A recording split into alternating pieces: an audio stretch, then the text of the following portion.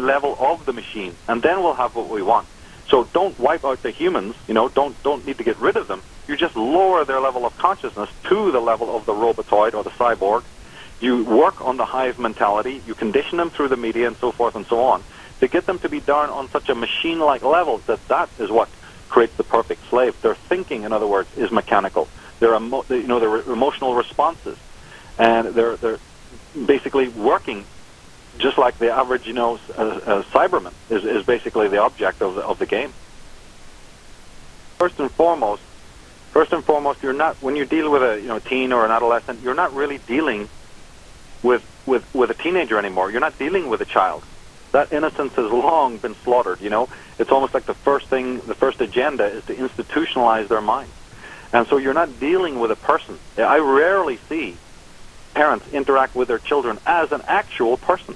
They're dealing with a role, because that parent has subjugated themselves to the role.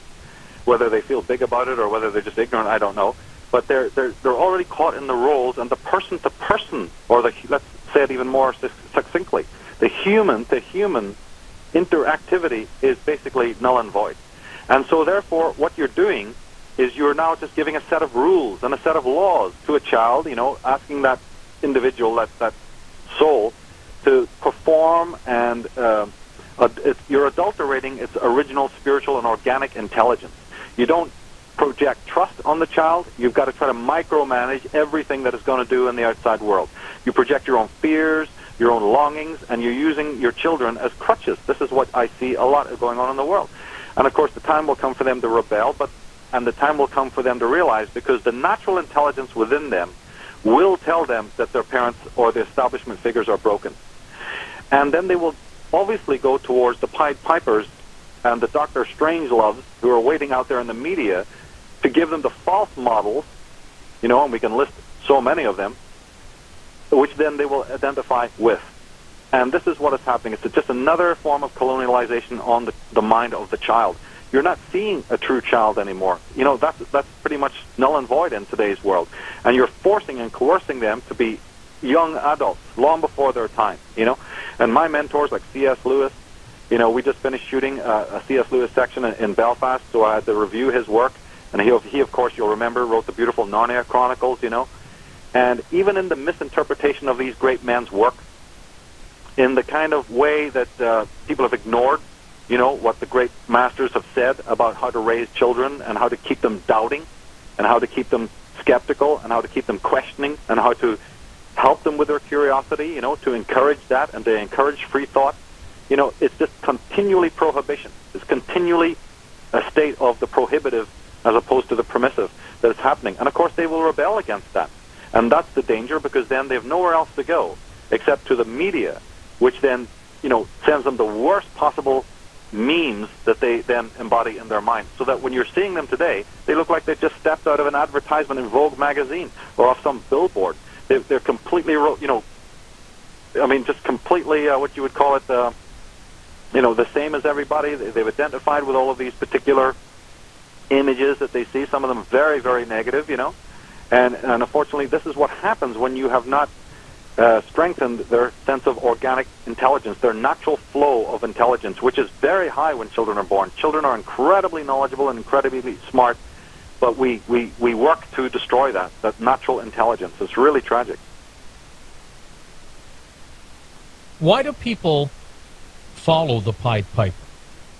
Why do they take that course? Well, I got a feeling that because the people who've created this dance, are also experts. Let's give them that. They have some of the finest minds in the world. We can't fault them for that. They really do know their gig. And they study man thoroughly. Yep. What's that? They're master manipulators. They're master manipulators. And then, as I said, it's because they have taken away, remember, for every one negative teacher, and for every negative or perverse ideology, there was a good one in its place.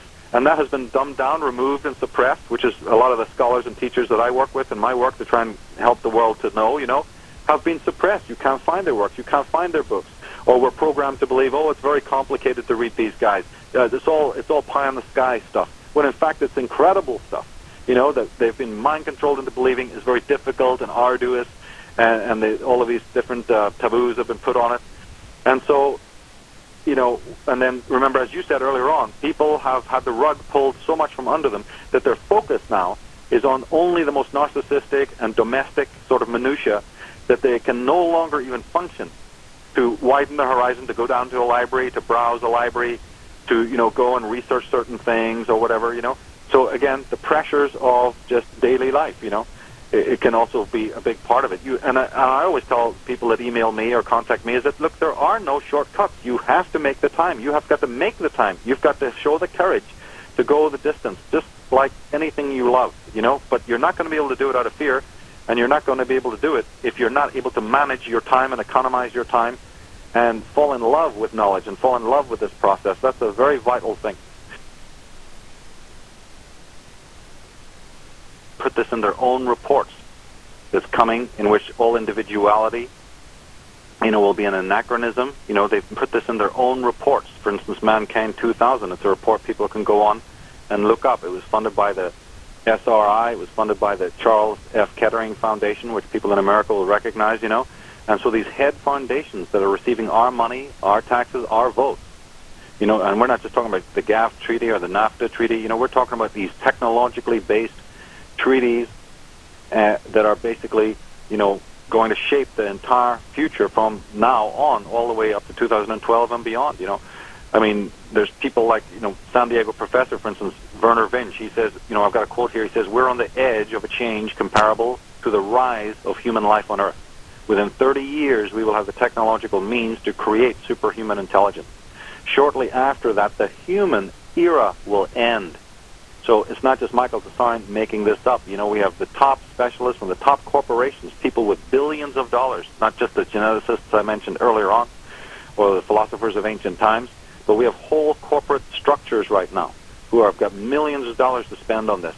And the fundamental ideology, of them, their profile, the profile of these people, these sociopaths, is that these are individuals who are incapable of seeing the natural inherent perfection either in the human body or in nature itself. And that is the clear definition of psychopathy. That is the clear definition of a sociopath, as somebody who is incapable, no matter, even if you pointed it out to them, they're not capable of seeing that divine perfection.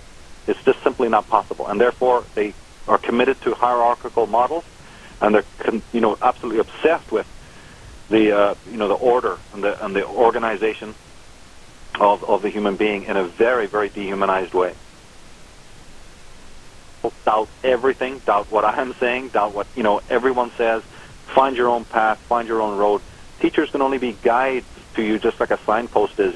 We're not going to walk the road for you. This is the main thing. Too many people want to sort of territorialize this knowledge in the same way that you see a dog territorializing a lamppost. Well, that's not the way it works with knowledge. Each person must find their own light, and each person must, get into that labyrinth and make the journey themselves. And I would say do it with an optimistic and very adventurous spirit, like anybody would who was, like Lewis and Clark did when they crossed the Rocky Mountains. Make it an adventure like you would a physical adventure. Is to really remember that in the end of the day, the only really true freedom that ever has existed on this planet is attitudinal. It exists in you.